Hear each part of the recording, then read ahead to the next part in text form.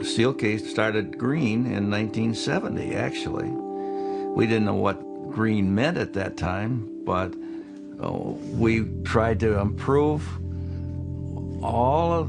everything we could in the process of making furniture to make it safe. We had local people, we had students, and we had professors, and we had the University of Michigan and other people like that working on projects that we were trying to solve. One was air, water, clean air, clean water, and the proper disposal of waste. That's how we started.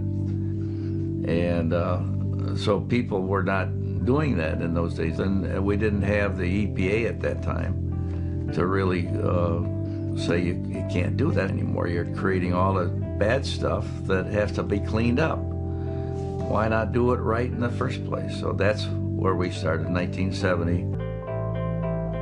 Do all the good you can for all the people you can for as long as you can. Just if you did that in your life, just think of what would happen.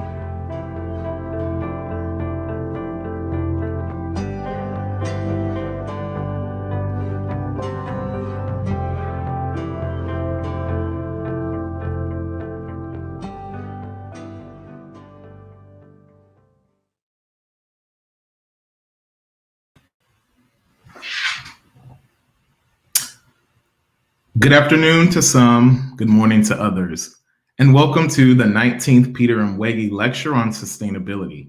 Thank you for joining us today. I am Tony Reams, a professor at the University of Michigan School for Environment and Sustainability, and I'm currently serving in the Biden-Harris administration as the Senior Advisor on Energy Justice in the U.S. Department of Energy's Office of Economic Impact and Diversity. First, we would like to acknowledge that the University of Michigan was founded on land ceded by the Council of the Three Fires, an alliance of the Ojibwe, Ottawa, and Potawatomi nations, who are also known as the Anishinaabe. The Anishinaabe stewarded and cared for this land for hundreds of years prior to the arrival and occupation of the colonizers. We are privileged to be working on and benefiting from this land. We readily acknowledge that this land, like much throughout the continent, was not ceded peacefully, but under the threat and action of genocide, violence, and threat. These actions were taken to benefit colonial powers and have left a disturbing legacy in their wake. We acknowledge that these words will never undo this history. It brings me great pleasure and honor to introduce today's esteemed speaker and my Biden-Harris administration colleague, Gina McCarthy. I first met Gina while she was director of the Center for Climate, Health, and the Global Environment at the Harvard T.H. Chan School of Public Health, and currently work with her and her team on the President's Justice 40 initiative. Gina McCarthy is the first national climate advisor, serving as the President's chief advisor on domestic climate policy. She leads the White House Office of Domestic Climate Policy and focuses on mobilizing a whole of government approach to tackling the climate crisis, creating good paying union jobs, and securing environmental justice. She previously served as the 13th administrator of the U.S. Environmental Protection Agency and was most recently the president and CEO of the National Resources Defense Council. Gina is one of the nation's most trusted and accomplished voices on climate issues and has been at the forefront of environmental and public health process for over 3 decades. I'll now turn it over to Gina for a few opening remarks, followed by a few questions that we've received from the public. Thank you so much for joining us today, Advisor McCarthy. We look forward to hearing from you.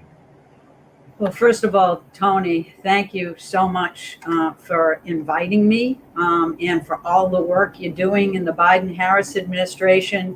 I think it bodes well for us when we have people like you with your expertise and experience helping to guide the work that we're doing that will get to where we all want to go. Look, first of all, let me thank the University of Michigan School for the Environment and Sustainability, as well as the Center for Sustainable Systems and the Wege Foundation and the family, which was a great little video, for giving me the opportunity to speak today and for giving many of us the opportunity to think more clearly and more completely about what sustainability actually means. But first, let me start with a little bit of a happy anniversary. I guess it's your 30th. I have no idea what a 30th anniversary looks like. I think I've forgotten what a 30th anniversary looks like, but I remember them. And I know that EPA provided the initial funding for the predecessor of the center, and I'm excited about that because EPA does lots of good work. That apparently was one thing that they got absolutely right. And now 30 years later, you really continue to do incredible collaboration with diverse stakeholders on how we advance sustainability and even how we think about it, because it is no question challenging. So thanks, and I hope everybody celebrates the fact that you've had so many accomplishments. And I want to also acknowledge that it's going to take a tremendous amount of leadership to urgently address the many challenges that we are facing today. And that's really the crux of what we mean by sustainability. It's a multifaceted challenge. And it's one in which if you just get one factor right and you miss the others, then you don't make the kind of progress that you need to make moving forward, the kind that's sustainable, as the sustainability indicates. But President Biden has said, I think in no uncertain terms, that the climate crisis is a code red for humanity. He told me that earlier, and that is why I'm sitting here in the White House.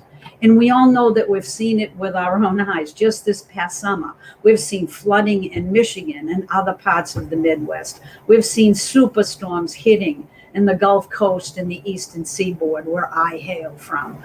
We are looking at wildfires that are just tearing up and destroying over 6 million acres in the Western U.S. And we have droughts and we have heat waves. There is no question about the challenges that we're facing today. I'm not having to fend off the climate deniers. We now know we're in this foxhole and we have to work together. We have intensifying disasters that are really showing us firsthand how high the stakes are. And I'm not just talking about how we hand our children a future that we're proud of, but right here and right now, we have to protect our health. We have to protect our homes and our communities. We have to figure out how to work now if we hope to have success in shaping a sustainable future. You know, President Biden understands that the crisis that we're facing, and he also understands that that crisis can be the most precious opportunity that we have to marshal a climate response that won't just take care of our planetary challenge, but it's going to help us create millions of good-paying union jobs if we do it right. It's going to be able to allow us to tackle the systemic racial injustice and economic inequality that has been systemic for far, far too many decades. And we can lead the world once again on new industries and innovations so that we're capturing for the United States the 21st century economy for ourselves and our people. So this is not a strategy built on sacrifice. It's a strategy built on honestly where we are and how we turn that in to the future for us today that we want to invest in and that we're going to invest in. You know, the American people elected President Biden on a platform of jobs, justice, and generational investments. And that's exactly what we're going to deliver through the bills that we have in Congress right now.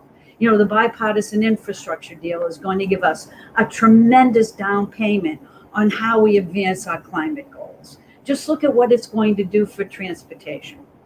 It's going to make the largest ever federal investment in public transit. Why? Because people need to get around, especially those people that cannot afford a single car in order to get them to and from work.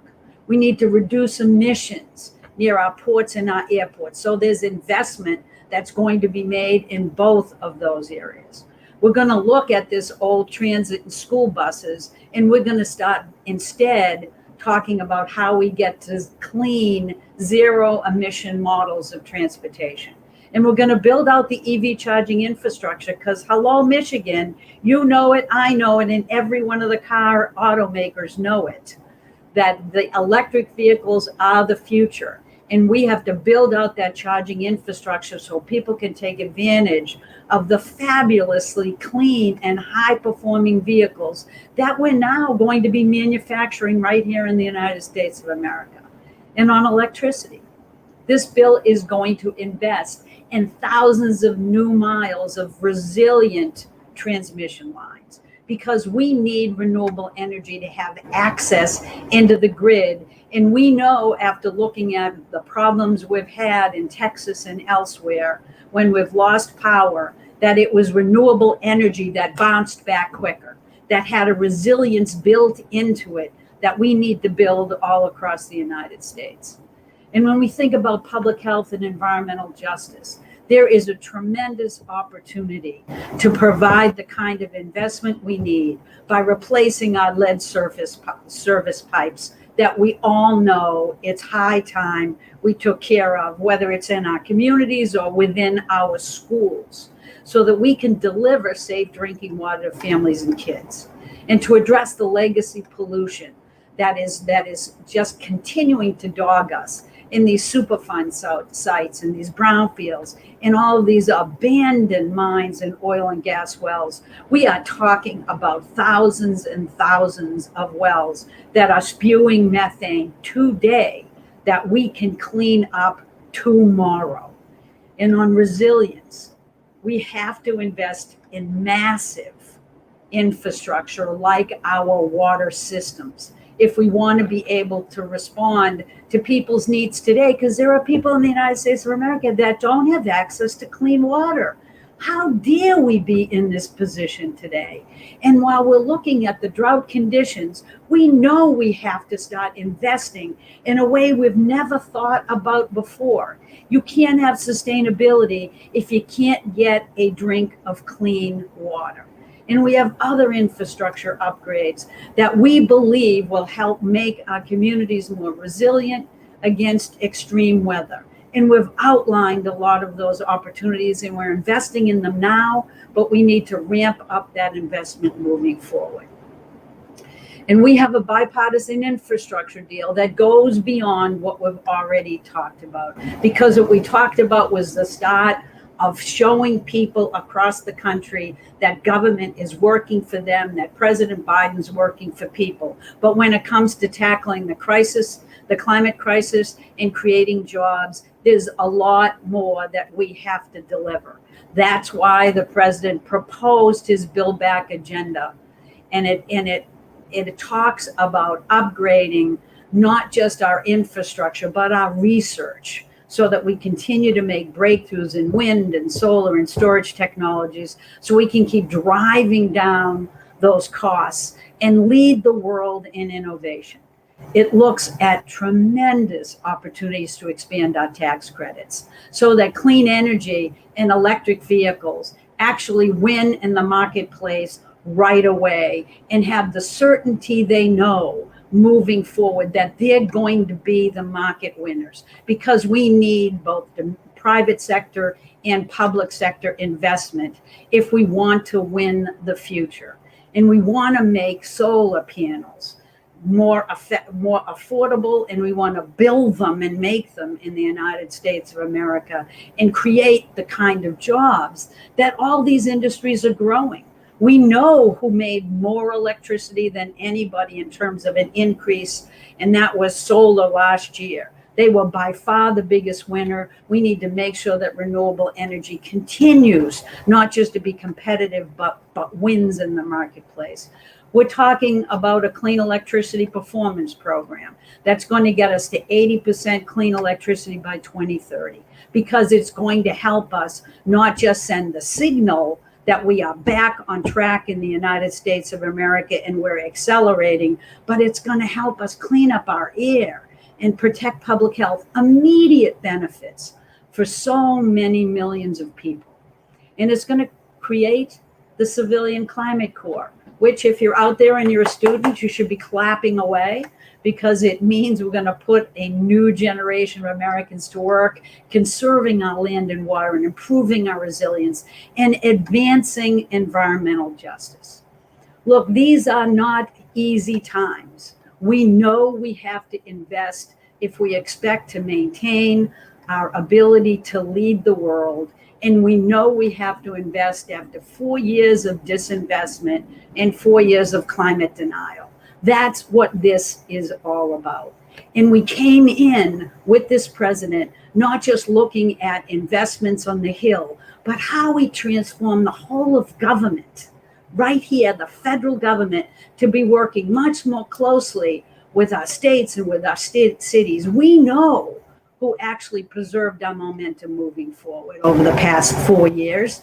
It wasn't the administration in office. It was the states and the cities moving forward, individuals and community level work pushing us forward. So we know we need to now stand up and make sure that every federal agency advances this president's climate goal. That's what my work is all about. Not thinking that the climate crisis is all about what we do at EPA or USDA or DOI. It's everybody's business. And overall, we've set a goal for 2030 of reducing our emissions by 50 to 52%. And we're going to achieve that goal, as well as net zero by 2050. But to get there, we need every sector of our economy working towards a low carbon future. In the power sector, we're heading for 100% clean electricity by 2030. And we're including targets for offshore wind and community solar. On transportation, we have a 2030 goal to cut in half the kind of fossil fuel vehicles that are polluting our air, and make 50% of the vehicles sold in 2030 to be EVs. We're going to keep advancing natural climate solutions. That's why we launched the America the Beautiful initiative, because we want to conserve 30% of U.S. lands and waters by 2030. Look, we know we are being aggressive. We know we want a lot. And I know I'm talking too long. But we have a national climate task force that is so exciting to lead. It's marshaling this whole of government response. It's delivering 20 federal agencies having real climate adaptation and resiliency plans, so we can focus on protecting our communities moving forward. It's about leading by example. We're not just going to buy any old fleet vehicle and build any old buildings. We're going to show what leadership means in this space. And we're going to restore scientific integrity every step of the way. And as Tony mentioned, environmental justice is not going to be an afterthought. It's built into everything we do. We call it our Justice 40 initiative, which is going to deliver to disadvantaged communities at least 40% of the overall benefits that these federal investments in climate and clean energy need. And so we are all up, we're all geared. We are going to head to Glasgow with our heads held high. We are going to deliver these investments, and we are going to make these reductions moving forward. And we're going to start moving in a way that the rest of the world sees that climate change is real and it's necessary to tackle, but we can do it in a way that makes every country better, by building good jobs everywhere, by making that transition to clean energy, by making sure that we are delivering affordable and energy efficient electricity. So I'm excited. I think every decision we make on climate is a decision that we're going to advance in terms of our environmental justice goals. I know that we're taking every step of the way, the input from diverse constituencies. And I know that we're trying our best, not just to deliver on sustainability, but think about it in the most inclusive and vibrant way that we can. So let me close by thanking all of you for everything you're doing in the schools, in your workplaces, and communities. Get ready to sign up for the new Climate Corps. And I'm excited to be here, and I look forward to answering your questions. All right. Thank you so much, Advisor McCarthy, for those exciting remarks. And your excitement demonstrates why you are the right person at the right time for this grand challenge. So thank you again. Thanks, Tony. I'd like to dive just a little deeper with a few questions that we received from the public, as many of those who are joining us today are very interested in climate action and what can be done in states, cities, and communities working with the federal government. So first, as you mentioned in your remarks, we know that policy, investments, technology, and consumer choices are all the important levers to accelerate our energy transition and implement climate solutions. So can you talk a little bit about what the administration is doing to motivate the public to take action? And then specifically, what message do you have for the students joining us who are interested in addressing climate change? Well, Tony, I think you can probably answer this question as well as I can because I've been working in these areas for so long. But I think the most important thing, a message about how we get the public engaged is a couple of things. One is to make sure you talk about it in human terms. For too long, it's been a planetary issue where people feel like they can't fix it. People don't see it. They don't get it. I think right now, so many people have been experiencing the wildfires and the droughts that people are past that. But let's talk about the solutions to climate, the way we're going to tackle it as a way that's going to advance human beings, not just their air quality, but we're going to grow jobs, Tony. This shift to clean energy is not a sacrifice. It's exciting to think about what the world's going to look like. So one of the reasons to do this infrastructure package is we have to convince people that their lives can get better, that we are determined to make their lives better, and I want them to see it. I want them to see it and feel it, get engaged. And honestly, if at the end of this pandemic, the best we can do is ask people to sacrifice, I'm out of here. This is a time for hope. This is a time for excitement. And this is a time for every community to get engaged. And as you know, Tony, the communities that are hurt the most by excess pollution and by the disinvestment that we have seen are the communities that deserve to see those improvements first. Yeah, thank you for that. I think another thing you bring up is kind of amplifying this mantra of think globally, act locally. Yeah. So we have a question from the City of Ann Arbor's Sustainability and Innovations Manager, Missy Stoltz. And Missy asks, what advice would you give local governments that are looking to implement transformative climate action? And how can cities collaborate with the Biden administration on these efforts? Well, first of all, thank you. Thanks for the question. And thank you for all the work you're doing. I know that she could probably answer this question better than I, because Ann Arbor is doing a great job and has been for a while, looking at solutions to buildings and transportation and their land use challenges. But they also are part of a climate mayors group. Tony, in my remarks, I mentioned that over the prior time of the prior administration, my hope was in cities. My hope was in states. My hope was in local communities. But even though we have a Biden administration that's paying attention and investing and pushing hard, it still all comes down to the community level work and whether we can ignite a fire, a fire of frankly hope that we can move forward together. So the climate mayors have been terrific. I've done a lot of work with them. They share what they're learning. They have found ways to actually develop resilience plans that really matter, many of which rely on natural solutions, which are going to be so important. They're actually moving forward with the energy efficiency in buildings and simple things like waste recycling and reuse of materials. So there's lots of things that we can do together.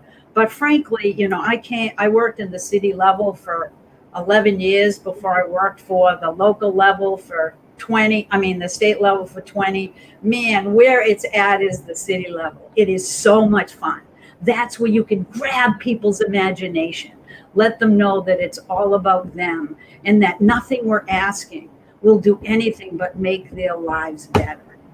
Yeah. I think that, again, that mantra, think globally, act locally, has been demonstrated over and over again. And at the local level is where things are actually going to happen.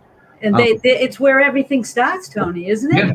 It's where all the creativity begins. It's where the demand begins. That's why I'm excited about the university and the work you're doing there, because, the university is a big part of Ann Arbor. They can bring juice to the table. I'm excited that the university set some goals for themselves on moving forward. So as you can see, it's a pretty exciting time, at least for me, and I'm just hoping everybody else feels it. Yeah. Well, kind of following up on that excitement of some of the things that are happening at the university, just before leaving and coming to the administration, we launched a project called the Energy Equity Project, which was funded by some really great foundations. And the project manager for that project, Justin Schott, submitted a question that gets us down to the community level that you began to speak about. And so we know that in order to have an equitable, deep decarbonization approach, while some of the benefits and the fast way we get to decarbonization kind of relies on utility scale renewables, but how do we ensure that there's community ownership and that BIPOC, low wealth, and other underinvested and underrepresented communities and businesses are able to participate in this transition? And so can you talk a little bit about how the administration is addressing the tension between the speed to decarbonize and focusing on environmental justice and other disadvantaged communities?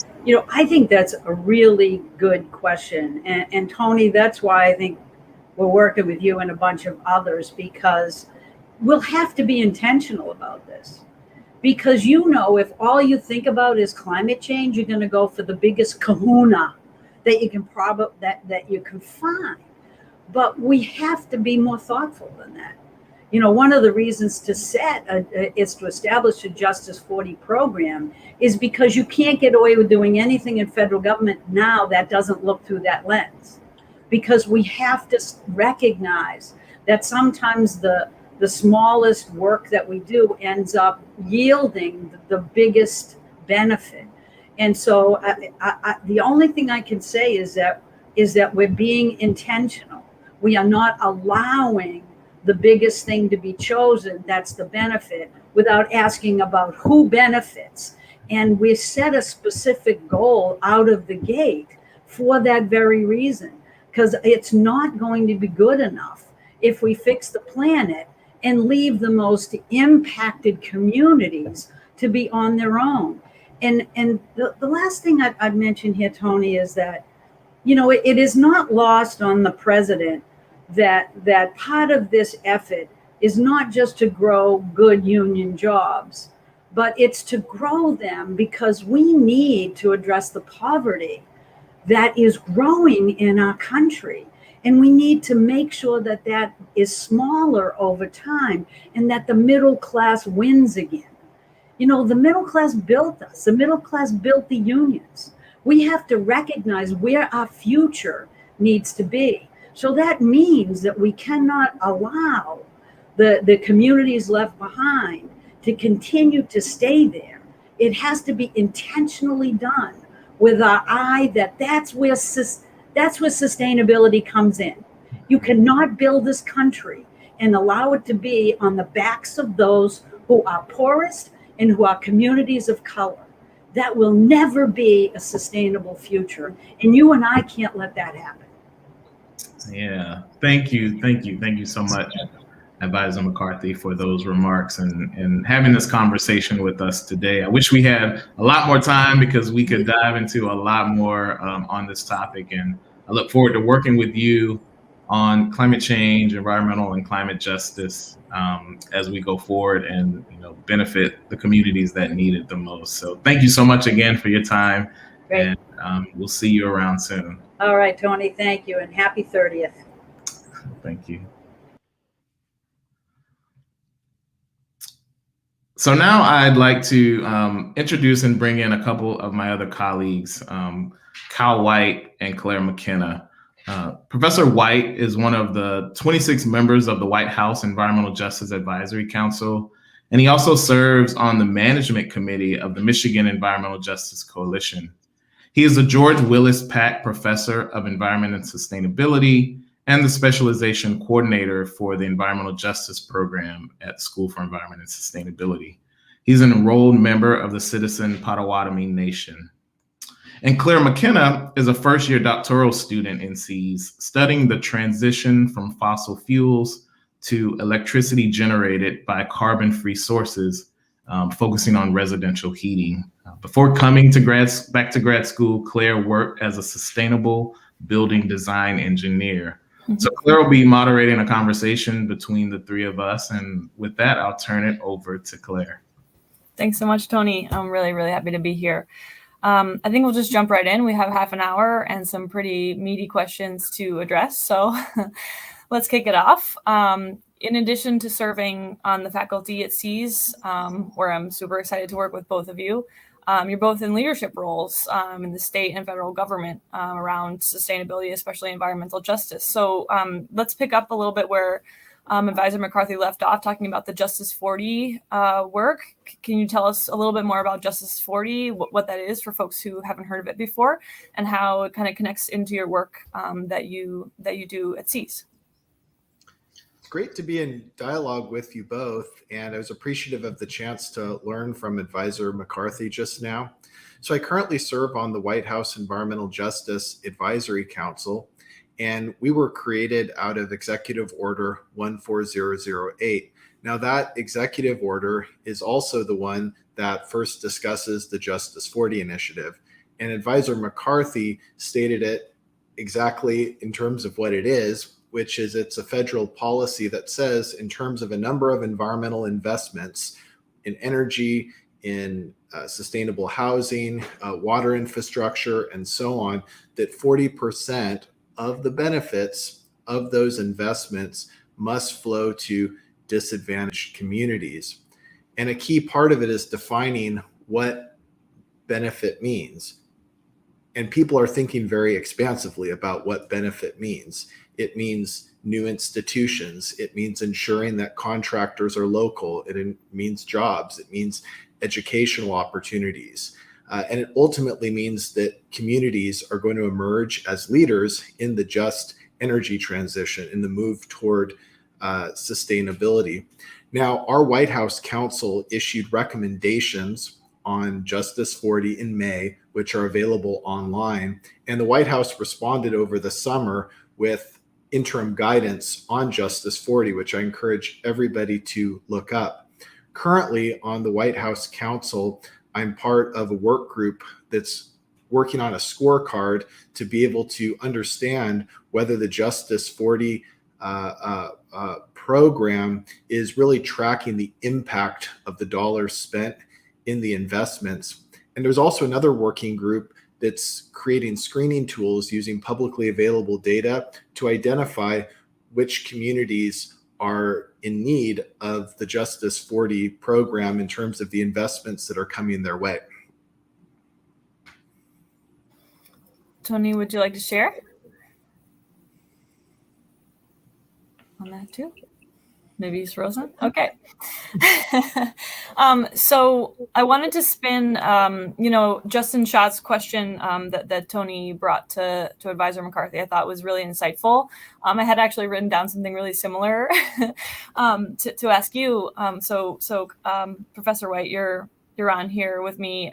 Just going to spin that back to you. So just to kind of bring it back up, certainly in my work in clean energy transition, whether it be in transit or clean energy sector or clean heating for homes, I've seen a tension between moving fast and basically stretching our practice to actually accommodate coalition work that might be, a true way to bring in local communities and address environmental justice concerns locally in our communities in the U.S.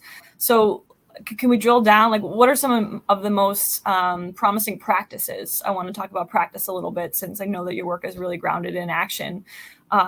What are some of the most promising practices that you've seen that can kind of manage and embrace that tension? Yeah, I appreciate your question, Claire, and for just raising these critical topics directly for this forum that we're having right now. The Biden-Harris administration made incredible offers to awesome individuals like Dr. Eames, for example, to really join in this work that the administration is doing. And the first thing I noticed as a practice is that many of these talented and amazing individuals recognize that in their roles in the federal government, they had to partner directly with communities. They had to learn directly with communities. Because oftentimes when we think of an investment, we just think of the macro decision. I'm going to allocate money for renewable energy, allocate money for transportation infrastructure, and so on. But what does it mean for those investments to actually be meaningful in terms of the goals that communities have for their own growth, for their own establishment of equity? And each community is very different. So for example, my work focuses on tribes and indigenous people. And investment in renewable energy infrastructure in tribal and indigenous communities has to reckon with the fact that Native peoples' communities have been disinvested in terms of infrastructure, including energy infrastructure, for generations. So National Congress of American Indians estimated, based on a report in Congress some years ago, that there were tens of billions of dollars in infrastructure investment backlog. And for something like renewable energy, you can't just install renewable energy infrastructure. It requires all sorts of previous energy infrastructure having been already established, transportation infrastructure, broadband and other communication infrastructure, clean water infrastructure. And there has to be a plan for how all of these things can be coordinated, just so we can get to some of the energy goals that we have and that the Biden-Harris administration is seeking to advance very powerfully. But each tribal and indigenous community is very, very different. They have a totally different situation. So the fact that many of these new colleagues in the Biden-Harris administration are engaged in active listening processes. When it comes to tribal government, they're engaged in nation-to-nation consultation. This is a crucial practice because communities, their members, their leaders, they know what's happening. They know the different dynamics. They understand the complexities. And to be able to match that knowledge with the whole of government approach that Advisor McCarthy spoke to is a very important practice that I really see this administration as doing some of the foundational work toward. Fantastic. Thank you so much. That I know that gets me really excited to be in this space too, and working towards all of that. So thank you, Professor White. Tony, welcome back. I'm going to ask you a question directly. I have one here submitted by an audience member named Nut Hill. During the election season, this person volunteers as a poll watcher and part of the Get Out the Vote campaign. What is something that someone in that role can do between elections to help the sustainability movement? So, we're all in this fight and trying to, make progress, but the calendar days keep rolling and it's not always an election season. So give us your thoughts on that. Yeah. Gotta love technology, right? It always can throw a wrench in things, but I think that's a really great question. And I've been thinking about that too in my current role, in between elections, how do we continue to push the narrative about climate justice, energy justice, environmental justice, and make sure that we're focused on a more sustainable future for our society when we don't have the elections to keep us engaged. There are so many things happening at the local level. Which I think is, again, where the excitement happens. So getting involved with local environmental groups, signing up to work on public advocacy at your local public utility commission, working with community groups that are doing things like rain gardens and other type of kind of environmental sustainability activities. I asked a question from Missy Stoltz, attending the Energy Commission in the city of Ann Arbor. There's so many things that you can do at the local level to continue the action of national politics, but also stay in tune to what's happening at the national level, right? Advisor McCarthy talked about the infrastructure bill and the reconciliation package. Now, Congress people have to vote on those things. And so reach out to your local representative to show your support for those type of investments in our climate and in our environment. And so, I've had students kind of create a list of things you can do monthly, right? And so checking off one kind of environmental action each month, that also shows you some kind of diversity in the type of activities you can do, but keeps you engaged in between kind of these big public events.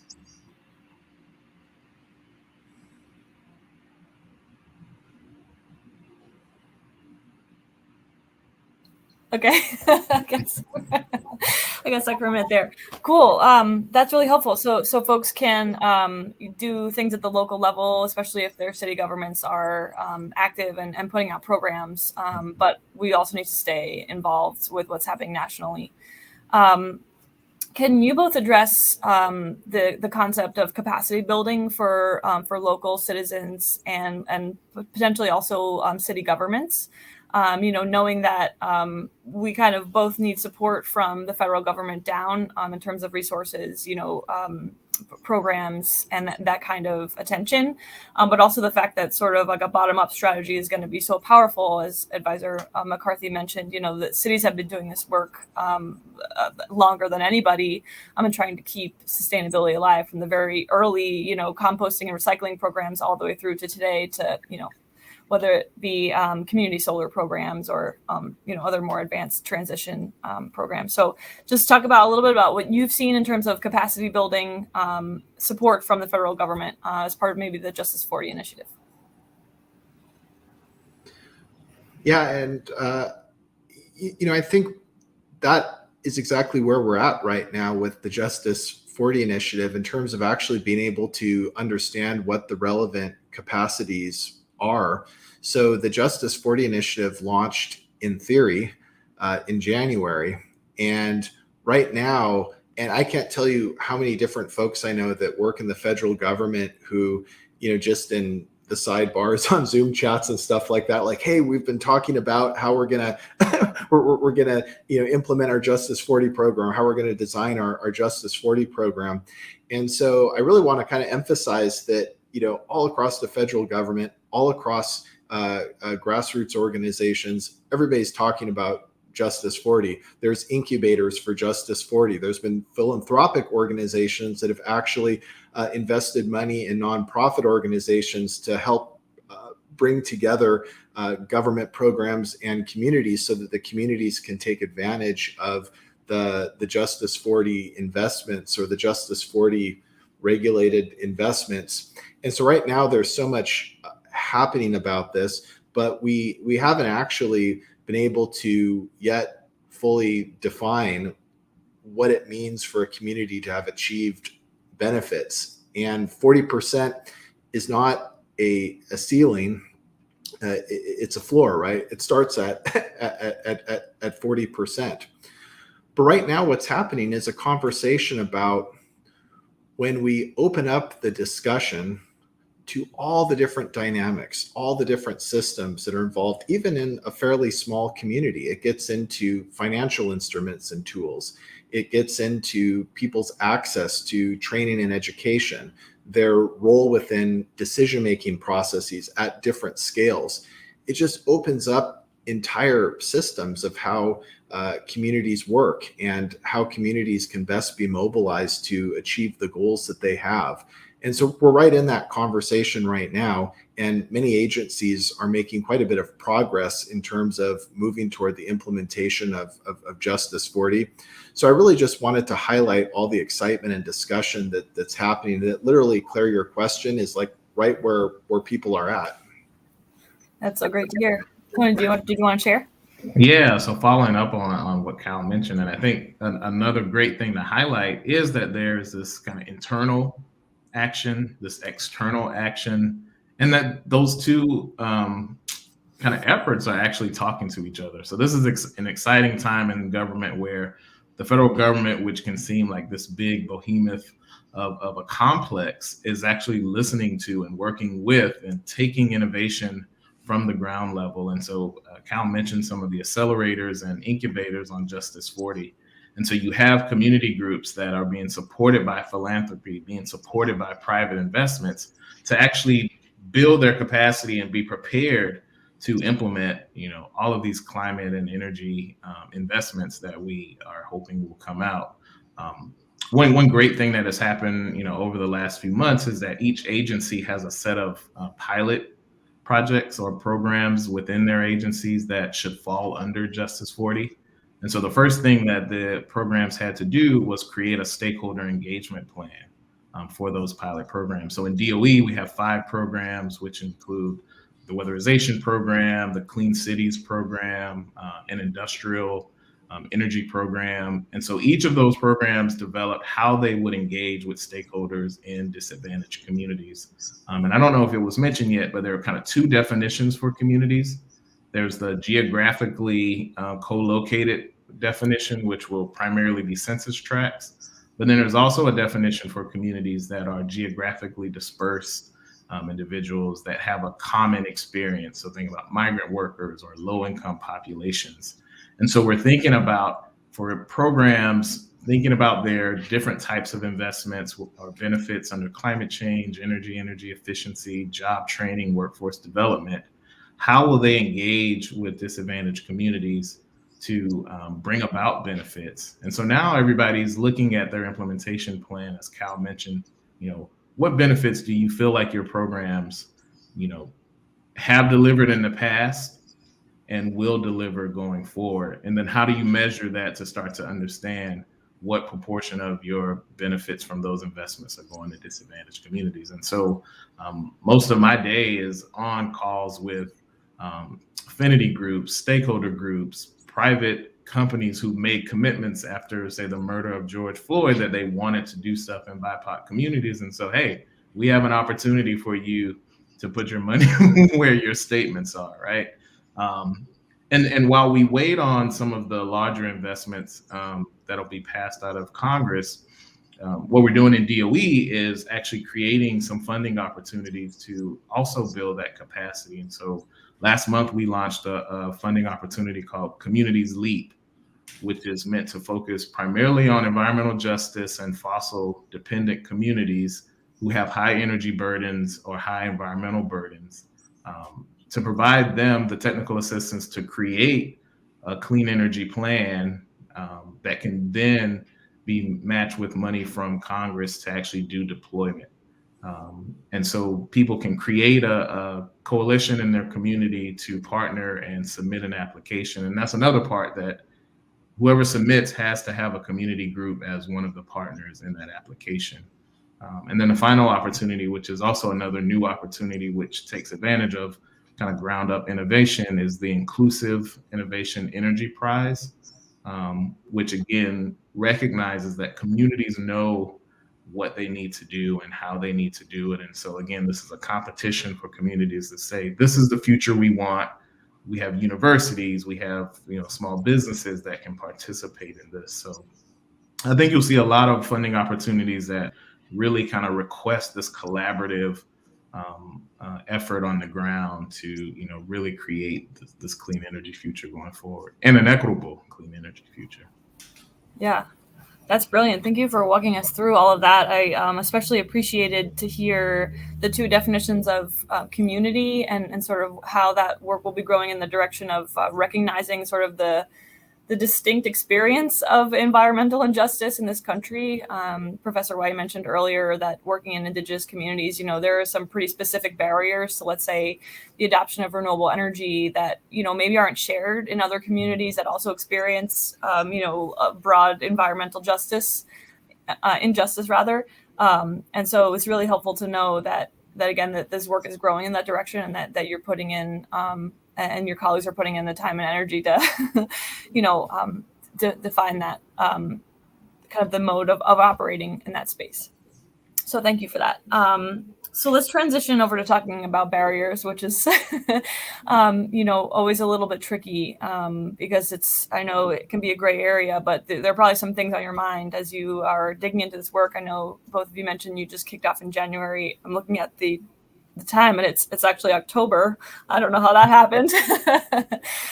So you've been at it for almost a year. So in the work that you're doing, I guess specifically related to the White House work, maybe this question is for Dr. White. What areas do you consider in the most need of progress in this work as it takes shape? Yeah, absolutely, Claire. So justice and climate solutions is an area of absolute importance, because for many communities, the reasons why they face environmental injustice is because of racism, is because of related and interlocking and intersecting forms of discrimination.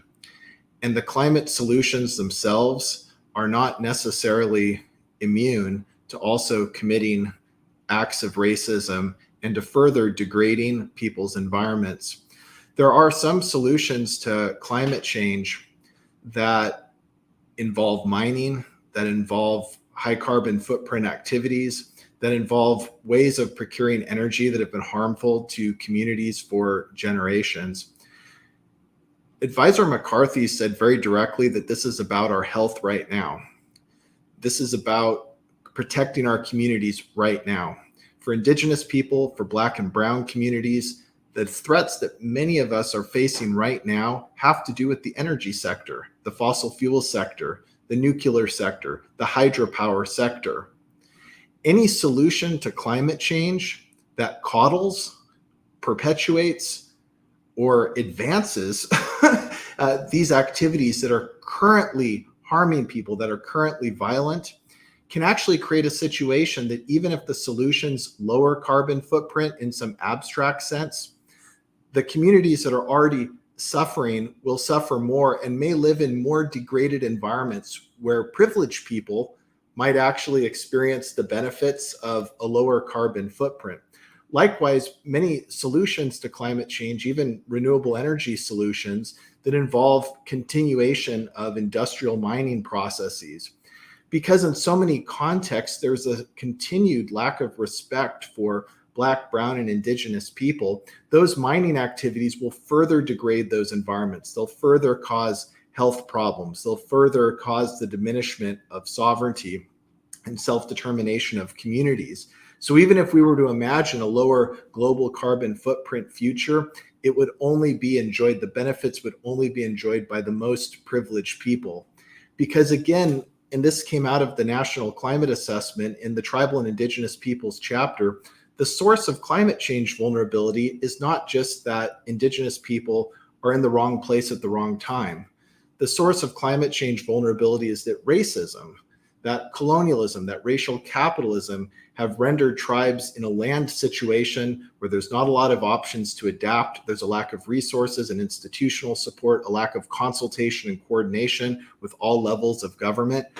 If that doesn't change, then there will always be vulnerability to climate change impacts, and there will always be harm at the hands of some of these energy sector industries that we need to change. We need to do something about that right now. Those are not real solutions that perpetuate these violent and harmful situations.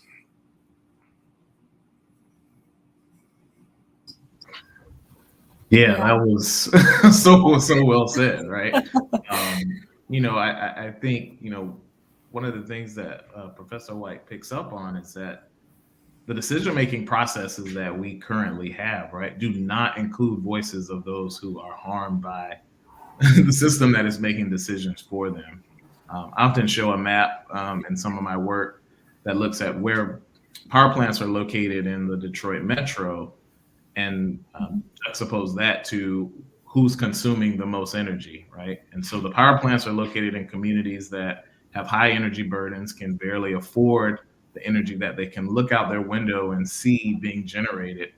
They use it less efficiency because their houses are, poor quality, don't have the most efficient appliances. But then you look out in the suburbs and other communities that are consuming more energy, consuming it less efficiently, have higher incomes, and so have lower energy burdens. And so this imbalance between benefit and burden must be recognized, right? So recognition justice, that this disparity, these inequities actually exist.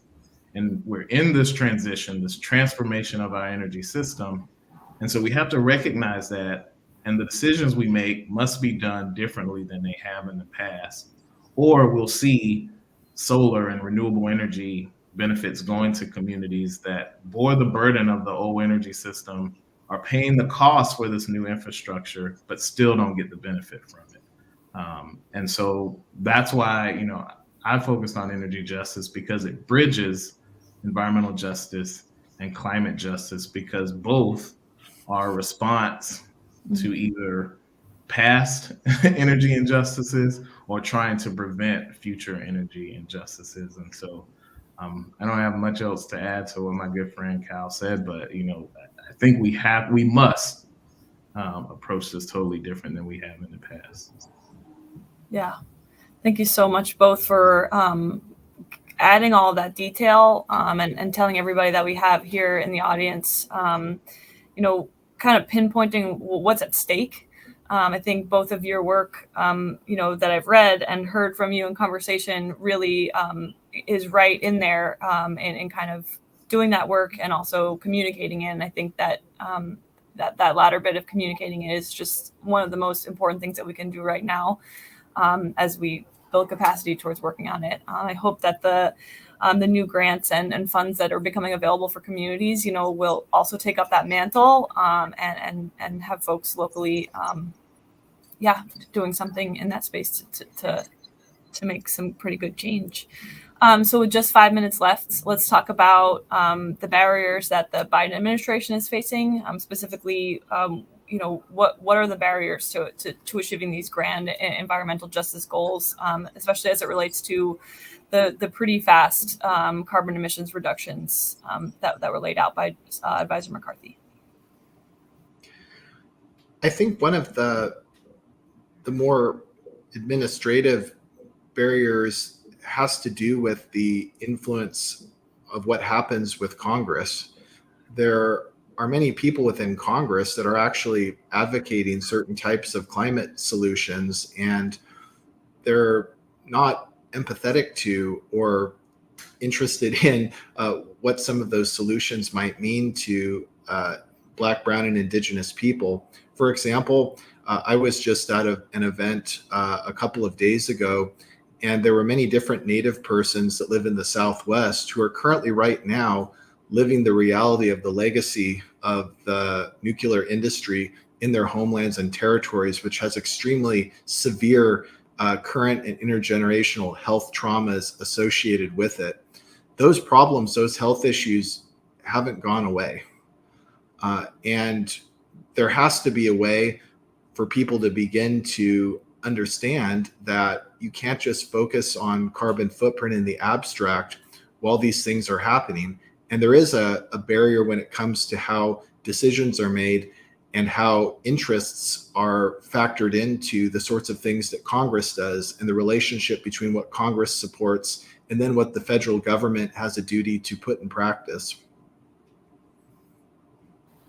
Brilliant. Tony, did you want to share?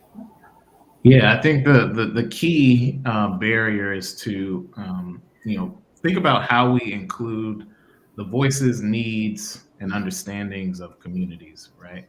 At the federal government level, trying to come up with big solutions. But as Cal mentioned, things are different in different communities, right? And context is very important, which can be difficult for a big organization that's trying to do a big strategy to account for. And so, one of the things that we're wrestling with and dealing with is how do we understand the context, understand the needs and capacities of communities to help create the proper solution for that place. And so that's why a community-based, place-based approach of Justice 40, why it's so important and so necessary, because there are these, things that individual communities need and want that may not be caught up in a larger strategy. And so really listening to the voices of folks who are impacted and need to be a part of the process moving forward is a challenge for a big organization that isn't used to doing it that way. Yeah. Thinking of the federal government as a big organization This is great. Comical and true. Okay, we have to wrap up. We're out of time. Thank you so much for this conversation today, Dr. White and Dr. Reams. It's an absolute pleasure to speak with you. And of course, thank you to Gina McCarthy for being on today. And thanks for joining us, everyone. Take care. Go Blue. Right, thank you. Good seeing you both. Go Blue. Bye. Good to see you both. Bye.